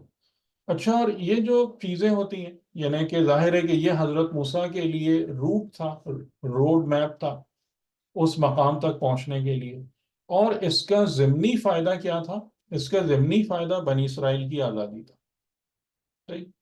تو اب یہاں سے آپ ایک بات کو ذہن میں رکھیں، یعنی کہ اب اگر ہم مثال کے طور پر ہمارے سامنے بھی جو انقلاب ہے، انقلاب ایران والی بات ہے، تو وہاں پر جن لوگوں نے اس انقلاب کو برپا کیا، اگر ہم اس سے استفادہ کرتے ہوئے کہیں کہ ان کا اصل فائدہ یہ نہیں تھا جس فائدے کو عوام دیکھ رہے ہیں، ان کا اصل فائدہ کیا تھا؟ ان کو کیا ملا ہوگا؟ امام خمینی یا ان کے ساتھ والے جو لوگ ہوں گے ان کو کیا چیز ملی ہوگی اس ایفرٹ کے ذریعے سے؟ رویت آیات الہیہ. ان کا اصل سرمایہ یہ ہے جو وہ لے کے یہاں سے گئے ہوں گے. سمجھ رہے ہیں؟ جی سر. لوگوں کو لگتا ہے کہ جناب آپ جو ہے نا وہ بعد امریکہ مرد آباد کر رہے تھے اور شاہ مرد آباد کر رہے تھے اور فلاں فلاں. یہ یہاں پر وہی عوام کا ورڈ مجبوراً یوز کرنا پڑتا ہے، کیونکہ جب لوگ اپنی معرفت کو یا اپنے بصیرت کے لیول کو اتنے نچلے درجے پہ رکھتے ہیں تو ڈیفینیٹلی پھر جو حقیقتیں ہیں وہ پھر ان کو دکھتی ہی نہیں ہیں، اور اسی وجہ سے پھر وہ عوام بن جاتے ہیں. صحیح؟ تو یہ بات آپ کو یہاں سے سمجھ میں آ گئی کہ جو اصل بندہ ہے نا جس کو خدا نے منتخب کیا ہے اس کام کے لیے، وہ اس کو اس کام کے لیے منتخب نہیں کیا ہے کہ تم جا کے فرعون کی حکومت کا تختہ الٹ دو. اس کو کس کام کے لیے منتخب کیا ہے؟ لینوریا کا من آیاتنا الکبریٰ. ہاں یہ ہے، یہ کام بھی ہونا چاہیے، اور اس کا فائدہ کیا ہے؟ ٹھیک ہے، بنی اسرائیل غلام ہے، آزاد ہو جائیں. لیکن یہ کام حضرت موسیٰ کا نہیں ہے، یہ حضرت موسیٰ کا مین آبجیکٹو یہ نہیں ہے. ٹھیک ہے، یہ بات ذہن میں رکھیے گا. اس طغیان گر کے خلاف. تو اب حضرت موسیٰ علیہ السلام نے اس کے یعنی خدا کے اس حکم، کیونکہ اب ایک ماموریت آ گئی، اب ایک ذمہ داری رسپانسبلٹی آسائن ہو گئی. تو اب حضرت موسیٰ علیہ السلام نے اس ذمہ داری کو ادا کرنے کے لیے اسباب اور وسائل طلب کرنا شروع کیے خدا کی بارگاہ میں. اور یہاں بھی ہمارے لیے شاکنگ سرپرائزز ہیں. آپ میں سے کوئی، اگر ہم میں سے، آپ میں سے کسی کو خدا یہ ذمہ داری دے، ہم کیا مانگیں گے؟ شہزاد بھائی کیا مانگیں گے؟ سے اسباب مانگیں گے، کچھ مدد. مٹیریل فوج مانگیں گے، فوج مانگیں گے، مٹیریلسٹک ہیں ویپنز مانگیں گے، یہ سب چیزیں مانگیں گے نا، کہ خدا ہمیں فوج عطا کر، اسلحہ عطا کر، پھر اس کے بعد ہمیں اسٹریٹجی بتائیں کہ کتنی. کیونکہ ظاہر ہے کہ فرعون کی جو سلطنت تھی یا فرعون کی جو حکومت تھی، وہ مطلب آپ سمجھ لیں کہ اس کی جو وہ تھی ایک قوت اور دبدبا تھا، وہ آج کل شاید ہم تصور بھی نہیں کر سکتے اس کا. اور وہ بتا دیا گیا ہے ہمیں کہ وہ جو جملہ تھا کہ یذبحون ابناءکم ویستحیون نساءکم، اس جملے سے فرعون کے غلبے کو بھی بتایا گیا. یعنی یہ غلبہ کتنا خوفناک تھا کہ ان کے بیٹوں کو قتل کر دیتے تھے اور وہ کچھ نہیں کر سکتے تھے. کوئی ان کے پاس ذرہ برابر اتھارٹی نہیں تھی کہ ان کا ہاتھ پکڑ لے. صحیح. تو یہ ایسا نہیں ہے کہ یہ کسی جو ہے کسی قبیلے کے سردار کے بارے میں بات ہو رہی ہے کہ ان کے سامنے جا کے کھڑے ہو جاؤ. یہ وہ پوری سلطنت ہے جو، اور اس کے مقابلے میں خدا بھیج کس کو رہا ہے؟ ایک شخص کو، ایک انسان. جاؤ، آپ جاؤ. یعنی کہ یہاں پر آپ بتائیں کہ کیا خدا نے یہ کہا کہ تم اپنی قوم کو لے کر فرعون کے مقابلے میں جاؤ؟ کہ یہ کہا؟ یہ تو نہیں کہا نا. نہیں. تم خود جاؤ. اب یہ تو مطلب ویسے ہی یہ اتنا عجیب و غریب جملہ ہے کہ اگر یہ نبی اولو العزم نہ ہو تو وہ تو سب سے پہلے خدا کے اس حکم کو ہی وہ کرے، کوشچن کرے کہ یہ حکم کس قسم کا ہے. صحیح. یعنی کہ جیسے آج کل کے دور میں اگر آپ کہیں گے جی فلاں مملکت امریکہ ہے، جی آپ اٹھیں اور جا کے اس کے سامنے کھڑے ہو جائیں، وہ آپ کہیں گے کس قسم کا حکم ہے یہ؟ مطلب ہاؤ از دیٹ پاسبل کہ ایک شخص جو ہے وہ جا کے ایک سلطنت کے مقابلے میں اتنی روب اور دبدبے والی مملکت کے سامنے جا کے کھڑا ہو جائے. ٹھیک. لیکن حضرت موسیٰ نے ایسا کوئی کوشچن نہیں کیا. اور اس سے بھی زیادہ جو عجیب بات ہے کہ انہوں نے وہ سب کچھ نہیں مانگا جو ایک جنرل انسانوں کی عقل طلب کرتی ہے. انہوں نے دیکھیں کیا مانگنا شروع کیا. قال رب اشرح لی صدری، اے میرے رب. اشرح کا مطلب کھول دے. تو یہ رب افتح نہیں ہے، افتح نہیں ہے. افتح کا مطلب ہے اوپن کرنا. یعنی جیسے آپ کوئی جگہ بند ہے، دروازہ بند ہے، قفل لگا ہوا ہے، آپ وہاں جا کے اس تالے میں چابی لگائیں، دروازہ کھولیں، یہ فتح ہے. لیکن جو اندر اسپیس ہے، اس اسپیس کو آپ وائڈ کر دیں تو وہ شر ہے. ٹھیک ہے. فرق سمجھ میں آ رہا ہے دونوں کا؟ نہیں، فرق سمجھ میں آ رہا ہے؟ جی یہاں پر ظرفیت کی بات ہوتی ہے. فتح نہیں ہے، شر ہے. یعنی کہ جتنا کچھ جو میرے اندر جتنا پھیلاؤ ہے میرے نفس کا، یہ جو آپ نے صحیح لفظ استعمال کیا ظرفیت کا، اس کو مزید بڑھا دے. لی فدری، میرے سینے کو پھیلا دے. ٹھیک. میرے صدر کو، میرے سینے کو شرح دے دے، وسعت دے دے. اور اس کا فائدہ کیا ہوتا ہے؟ دیکھیں میں آپ کو یہ ہمارے زبان کے محاورے ہیں، ان سے بھی آپ اس بات کو سمجھ سکتے ہیں کہ انسان جب پریشان ہوتا ہے تو ہماری زبان میں ایک محاورہ ہے کہ میرا سینہ، میرا دم گھٹ رہا ہے، میرا سینہ تنگ ہو رہا ہے. یہ اصطلاح ہے نا، ایک محاورہ. جبکہ اس کے سینے کو تو کچھ بھی نہیں ہو رہا ہوتا. کہ سینہ کیسے تنگ ہو جائے گا؟ سینہ تو تنگ نہیں ہو رہا ہوتا. تو اس کا مطلب یہ ہے کہ انسان اگر کسی مصیبت اور پریشانی کو برداشت کرنے کے لائق نہیں ہوتا تو اس کو کیا فیلنگز آتی ہیں کہ میرا سینہ تنگ دم ہو رہا گھٹنے کی. ہے. دم گھٹنے کی، سینہ تنگ ہونے کی اس کو وہ آتی ہے. ٹھیک. تو یعنی کہ رب اشرح لی صدری کا معنی کیا ہوگا کہ اے خدا مجھے مصائب اور مشکلات کو تحمل کرنے کی زیادہ سے زیادہ قوت اور طاقت و وسعت عطا کر. ٹھیک ہے، یہ بات سمجھ میں آ رہی کہ میرے سینے کو کھول دے، میرے سینے کو وسیع کر دے، شرح دے دے. یعنی کہ اب مجھے پتا ہے کہ میں جس مجاہدے میں جاؤں گا اور یہ آسان نہیں ہے، بہت سختیاں آئیں گی، تو ان سختیوں کی وجہ سے میرا سینہ تنگ نہ ہونا شروع ہو جائے، میرے سینے میں گھٹن نہ پیدا ہونا شروع ہو جائے. میں سب سے پہلی ریکوائرمنٹ یہ ہے یا نہیں کسی بھی مہم پر نکلنے سے پہلے؟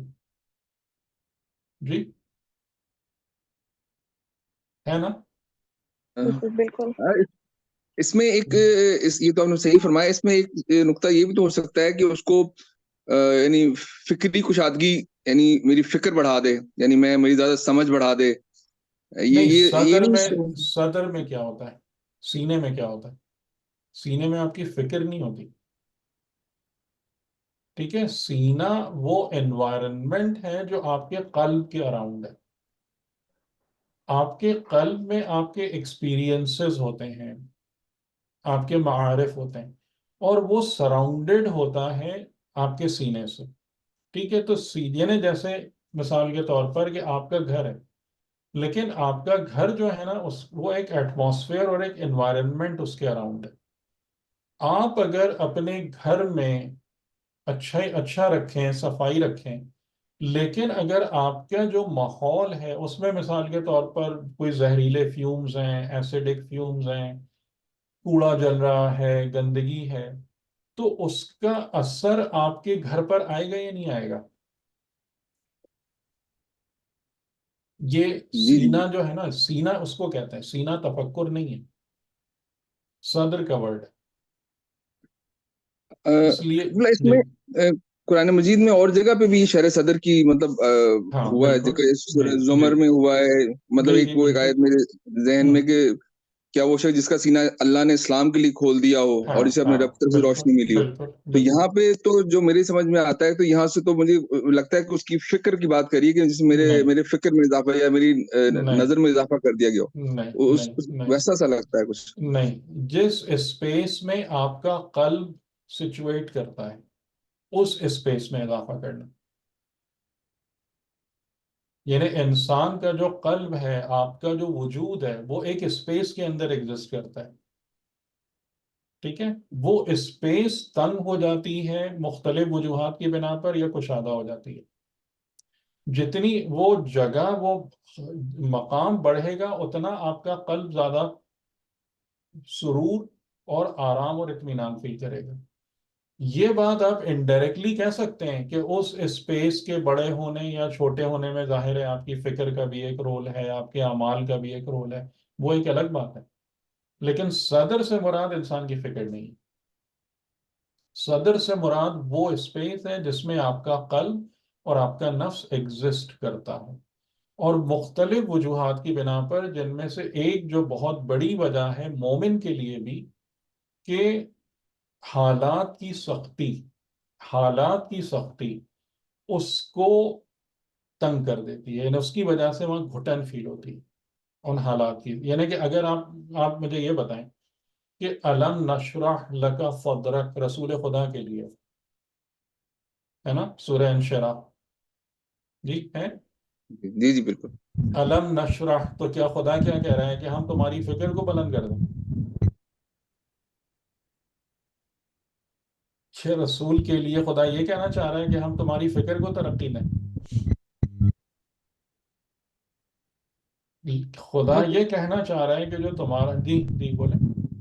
جی آپ کی بات بالکل مجھے صحیح لگ رہی ہے، اس میں کوئی میں وہ نہیں کر رہا ہوں، لیکن میں اس کا ایک دوسرا معنی فکر کے معنی میں بھی لے رہا ہوں کہ وہ کیونکہ جیسے جی علم نشر لگا صدر کا، یعنی کہ تمہارے سینے کو کھول دیا، تو وہاں سے بھی ایک تم راضی کی مشکلات کے مقابلے میں آپ کو ہمت عطا کی، اور ایک یہ بھی ہے کہ تمہارے یعنی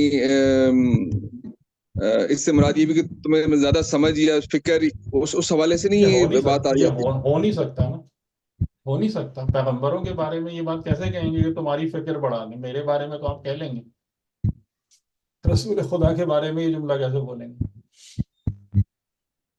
رسول خدا کے بارے میں رب زدنی علما بھی تو ہے نا، یعنی وہ دعا بھی تو ہے جب آپ وہ دعا کر رہے ہیں. علم کی بات بہت ڈفرینٹ ہے، فکر کی بات بہت ڈفرینٹ ہے. فکر آپ کی تھنکنگ ہے، آپ کی ریزننگ ہے. علم ایک بالکل الگ چیز ہے. علم حقائق کا انکشاف ہے، بہت فرق ہے ان دونوں میں.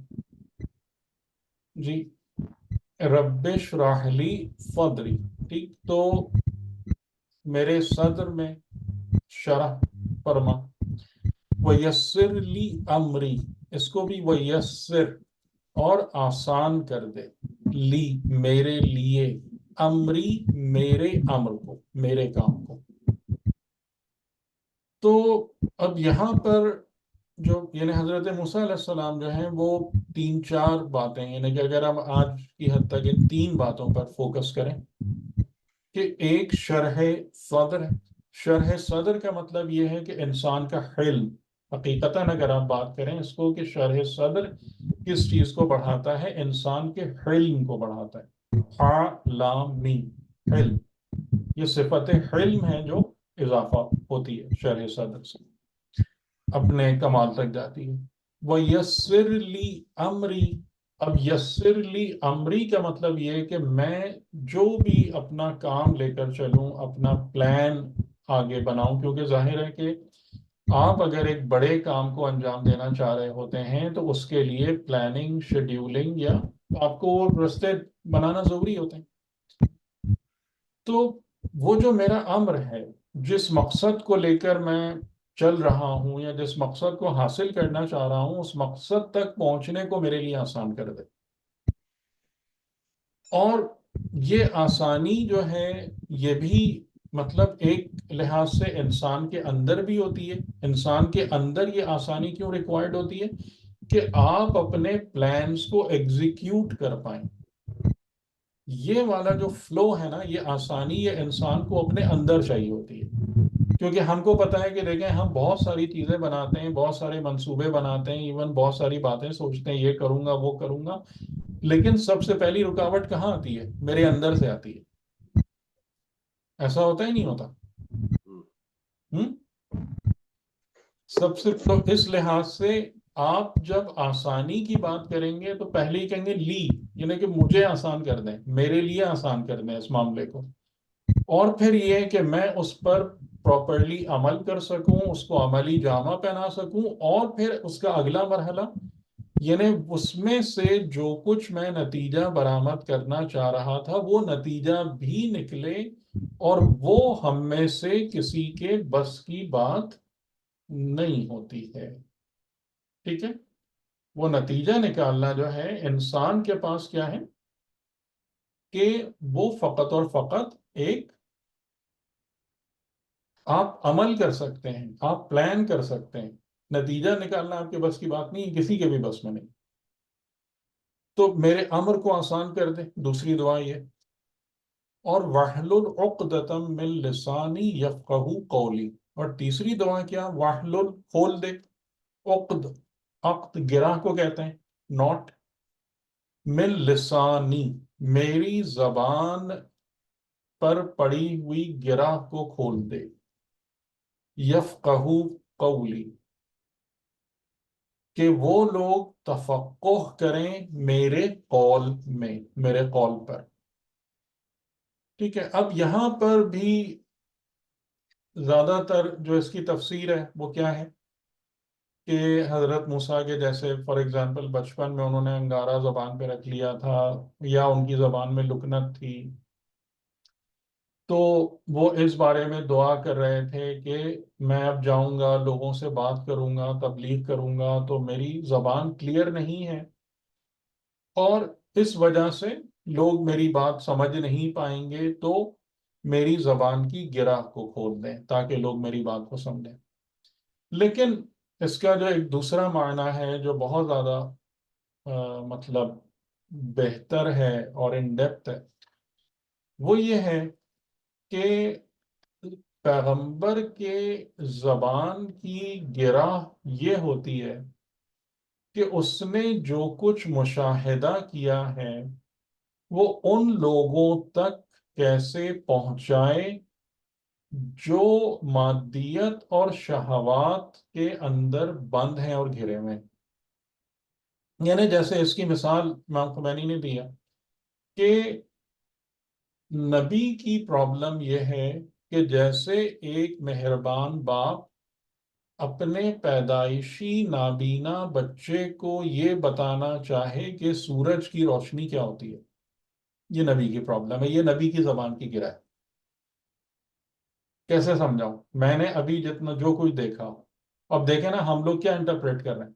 حضرت موسیٰ کے وقت کہ وہ درخت آ گیا تھا اور درخت میں سے روشنی نکل گئی تھی اور لکڑی سانپ بن کے دوڑنا شروع ہو گئی تھی، یہ ہے نا ہمارا حال۔ تو اب یہ پرابلم ہے کہ میری اس گرہ کو کہ یہ حقائق آپ چاہ رہے ہیں کہ میں آپ کی آیتیں حقیقتیں لوگوں تک پہنچاؤں، آپ کے بندوں تک کیسے پہنچاؤں، کس طریقے سے؟ یعنی کہ یہ جو میری زبان پر گرا ہے، کہ جو میرا مشاہدہ ہے، میں ان کو کن الفاظ میں ٹرانسفارم کروں کہ ان لوگوں کو بھی سمجھ میں آنا شروع ہو جائیں یہ معاملات اور یہ حقائق کہ جو کچھ خبر نہیں رکھتے ان سب چیزوں کی، جو پیورلی مادیت کے اندر بند ہے۔ ٹھیک، اور اگلا جو لفظ ہے نا یہ اس کی تائید کرتا ہے، یفقہو قولی۔ کیوں زبان کی گرہ کھولنے کی دعا کیوں کی تھی؟ کہ لوگ بات سمجھیں، قول کو فقہ سمجھ سکیں۔ فقہ کا مطلب کیا ہے؟ تفقہ کس کو کہتے ہیں؟ سمجھنے کو نہیں، سمجھ کے استخراج کرنے کو، جیسے فقیہ ہے یا فقاہت ہے، یہ اسی طرح سے فقہ کا مطلب ہوتا ہے گوئنگ انٹو ڈیپتھ، ٹھیک ہے؟ اسی لیے اس کو فقیہ کہتے ہیں کہ وہ صرف بات کو سنتا نہیں ہے، سمجھتا نہیں ہے، بلکہ اس کو اینالائز بھی کرتا ہے اور وہاں سے نتیجہ نکالنے کی بھی صلاحیت رکھتا ہے، یعنی گوئنگ انٹو دا ڈیپتھ۔ تو حضرت موسیٰ علیہ السلام یہ نہیں دعا کر رہے کہ لوگ میری بات سن کے اور سمجھ جائیں۔ اب دیکھیں یہاں بھی ترجمے اور وہ سب گڑبڑ ہوتے ہیں یہاں پہ۔ یفقہو قولی، کہ میری قول کی گہرائی میں جائیں، اس کی حقیقت کو پہچانیں، اس کی سچائی کو درک کر سکیں، میری زبان کی گرہ کو کھول دیں۔ ٹھیک ہے، اب یہ ہماری مرضی ہے نا، ٹھیک ہے، میں اس پر کوئی وہ زبردستی نہیں کر رہا ہوں، آپ اس بات کو مان لیجئے کہ جی ان کی زبان میں لکنت تھی، وہ اس لیے عقدۃ من لسانی ہے، یا آپ اس بات کو سمجھ لیجئے۔ لیکن قبلہ دونوں باتیں ٹھیک ہو سکتی ہیں، کیونکہ ایک قرآن کا ظاہر بھی ہے، ایک باطن بھی ہے۔ تو باطن تفسیر تو بالکل آپ نے جو بتائی وہی ہے، ایک ظاہری تفسیر وہ بھی ہے کہ اس میں جیسے قرآن مجید میں بھی ہے کہ زخرف میں کہ نہیں، سورہ زخرف میں کہ میرا مطلب یہ نہیں ہے، میرا مطلب یہ ہے کہ اس ظاہری تفسیر تک محدود رہنا کہ یہی ہے، جی وہ صحیح بات آپ کی باطن کیونکہ یہ والی بات نہیں کرتا کوئی، بہت تھوڑے سے لوگوں کے علاوہ، کہ نبی کی زبان کی گرہ یہ نہیں ہے۔ اور یہ یعنی یہاں سے پھر ایک دوسرا معنی ڈیولپ ہوتا ہے کہ اگر آپ وہ حضرت موسیٰ کی ظاہری لکنت کی بات کریں، مانیں یا نہ مانیں، وہ ایک الگ مسئلہ ہے، لیکن یہ جس گرہ کی بات حضرت موسیٰ کر رہے ہیں وہ ہر نبی کی زبان پر ہے، کیونکہ اگر آپ اس حضرت موسیٰ کی لکنت کی بات کریں گے تو وہ گرہ فقط حضرت موسیٰ سے مخصوص ہوگی، لیکن یہ جو عقدۃ من لسانی جس گرہ کے کھولنے کی دعا حضرت موسیٰ علیہ السلام کر رہے ہیں، یہ ہر نبی کی زبان پر ہے، پر یہ فرق پڑ جائے گا بہت زیادہ اس کی معنویت میں۔ کہ نبی جب لوگوں کو پیغام خدا کے ذریعے سے تفقہ عطا کرنا چاہتا ہے، حقائق تک لے جانا چاہتا ہے، تو اس کی زبان میں گرا ہے۔ اور نبی کی دوسری ایک پرابلم، ابھی یہاں پر وہ نہیں ہے، لیکن میں کہ بات آپ کو سمجھ میں آ جائے کہ نبی کی دوسری پرابلم کیا ہے کہ اس کی تمنا میں امنیت شیطان کا انفیوز کر جانا، جو سورہ حج کی آیتوں میں، ٹھیک ہے، یہ نبی کی دوسری پرابلم ہے جو اس کو ٹیکل کرنی پڑتی ہے اپنی تبلیغات میں۔ صحیح، تو آج پھر ہم اتنا رکھتے ہیں۔ یہ ٹاپک بہرحال بہت آہستہ آہستہ ہی بڑھ رہا ہے، کیونکہ اس کے اندر اتنے نکات اور دقائق بہت زیادہ ہیں، تو اس لیے میں یہ چاہتا ہوں کہ اس کو ہم دھیمے دھیرے سکون سے لے کے چلیں، اور ایک ایک چیز آپ لوگوں کو جذب ہوتی رہے انشاءاللہ۔ تو اس پر جی ہاں بالکل بالکل بتائیے۔ جی ایک چیز، سوری بولیے پلیز۔ حج کی جو آیت کی بات کی تھی کہ شیطان جو ہے نبی کے فوج میں آ جاتا ہے، نبی کی تمنا میں اپنی امنیت کو داخل کر دیتا ہے، جی شامل کر دیتا ہے۔ اس سے یہ آیت یہ ظاہر نہیں کر رہی کہ شیطان جو ہے وہ مطلب اس کی شر سے نبی بھی کسی حد تک افیکٹ ہوتے ہیں۔ نہیں، یہ نہیں ہے، یہ نہیں ہے، نبی پر اثر نہیں ہے اس کا، نبی کے یعنی نبی سے جو قول نکلا لوگوں تک پہنچا اور لوگوں نے ریسیو کیا، شیطان وہاں گھس سکتا ہے، نبی کی زبان پہ تھوڑی آ سکتا ہے، یا نبی کے دماغ اور قلب میں تھوڑی جا سکتا ہے۔ ٹھیک ہے، مطلب وہ جو سننے والے ہیں ان کے دماغوں پر یا ان کے نفس پر اس نے اثر کیا۔ یعنی جیسے دیکھیں آج آپ کے ہاتھ میں قرآن کریم، اس قرآن کریم کے اندر اس کے مطلب و معنی میں شیطان گھستا ہے کہ نہیں گھستا؟ ہاں گھستا ہے، بس انسان گھوم جاتا ہے۔ ٹھیک ہے، آج ایک چیز اور بھی میرے ذہن میں یہ آیات رب اشرح لی صدری کے حوالے سے ہے کہ حضرت موسیٰ نے جو مانگا سب سے پہلے وہ اپنے اوپر کام کیا ہے، یعنی وہ جو دعا مانگی اپنے لیے مانگی ہے، یعنی بیرونی مدد کے لیے نہیں مانگی بلکہ اپنی جو ہے وہ جو اپنی وکٹری کے لیے سے ہم جیسے وہ 7 ہیبٹس آف افیکٹو پیپل کرتے ہیں اسٹیفن کوی کی، تو وہ بھی پہلے ہی کہتے ہیں کہ پرائیویٹ وکٹری یعنی پہلے سیلف وکٹری چاہیے۔ تو یہ جو آیات سے لگ رہا ہے کہ اس میں بھی انہوں نے باہر کی مدد کی بعد میں بات کی ہے، لیکن پہلے سب سے جو دعا کی ہے وہ اپنے بارے میں کی ہے کہ مجھے وہ ادا کر۔ اس کا مطلب یہ ہمارے لیے لیسن ایک یہ بھی ہے کہ سب سے پہلے آپ اپنے پر کام کریں، بجائے اس کے کہ آپ کو کوئی ٹاسک مل رہا ہے جی تو میں اسی چیز کی طرف متوجہ میں نے کرایا تھا شروع میں کہ آپ اس بات کو دیکھیں اور ملاحظہ کریں کہ حضرت موسیٰ علیہ السلام مانگ کیا رہے ہیں، یعنی ان کا پروجیکٹ کیا ہے، ان کی ماموریت کیا ہے، اور ان کی ڈیمانڈ کیا ہے اس کے مقابلے میں۔ تو یہ مائنڈ بلوئنگ ہے، یعنی کہ یہ بالکل نہ سمجھ میں آنے والا ہے۔ اور اس کے اندر جو دوسرا پہلو ہے وہ یہ ہے کہ صرف اپنے اوپر کام کرنے کی بات یہاں نہیں ہو رہی۔ آپ نے اچھا نقطہ اٹھایا، میں اس کو مکمل ہی کر دوں کہ یہاں پر جو اصل بات سامنے آ رہی ہے وہ یہ کہ زندگی کی مہمات اور مشکلات میں کامیابی فقط اور فقط نصرت الہی سے آتی ہے، اور نصرت الہی کو حاصل کرنے کے لیے نفس کو ایک معیار پر آنا ضروری ہوتا ہے، جہاں پر جا کے یہ اصول مکمل ہو جاتا ہے۔ ٹھیک ہے، یعنی یہ والی بات مکمل نہیں ہے کہ ہم فقط اپنے آپ پر محنت کریں یا اپنی وہی تزکیہ اور وہ سارا تہذیب نفس وہ سب چیزیں، لیکن اصل چیز کیا ہے کہ حضرت موسیٰ اس بات کو ریئلائز کر رہے ہیں، جب انہوں نے ان آیات الہیہ کو دیکھ لیا تو ان کے پاس اب اس میں کوئی ڈاؤٹ نہیں ہے کہ یہ فرعون جتنی بڑی سلطنت بھی لے کے بیٹھا ہو، لیکن یہ اس قوت کے سامنے جو مجھے ابھی نظر آ رہی ہے یہ کچھ نہیں، کوئی پرابلم نہیں۔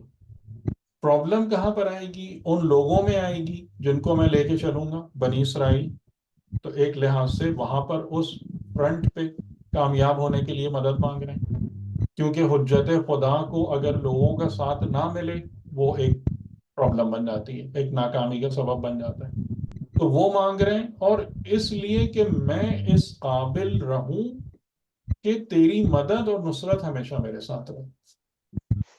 تو پھر کوئی پرابلم نہیں ہے. فرعون ہے، کوئی ہے، کسی قسم کا بھی دشمن ہے تو وہ نہیں ہے. جی تو اس کو ایک اسٹیپ ہم اور اپ لے جائیں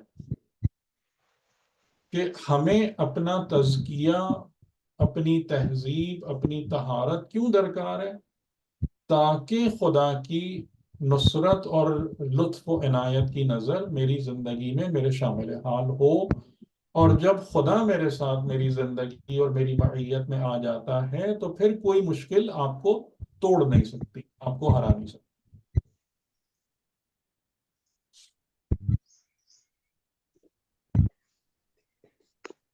آپ لوگوں نے کچھ وہ بنایا تھا نا، وہ آیتیں ان اللہ مع الصابرین، جو میں نے کہا تھا کہ اس کا ایک لسٹ بنائیں کہ خدا کن کن کی معیت میں ہے.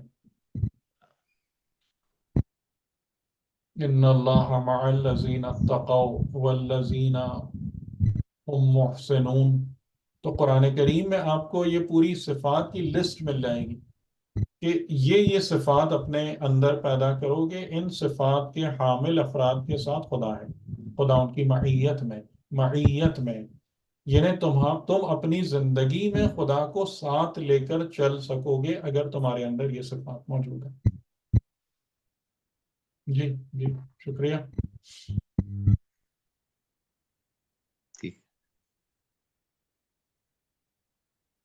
ٹھیک ہے پھر جناب، آج کی حد تک اجازت. جی سر، شکریہ سر، جزاک اللہ.